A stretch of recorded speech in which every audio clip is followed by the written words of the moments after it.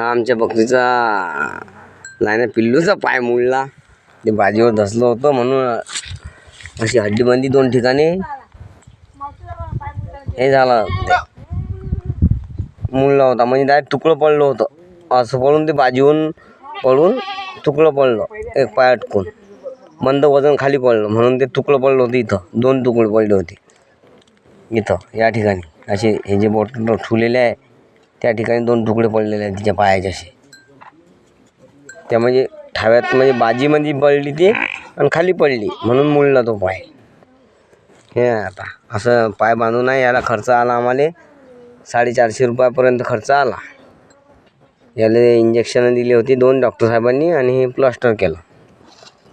हे असं आहे आमचं चालू. जय हिंद, जय महाराष्ट्र.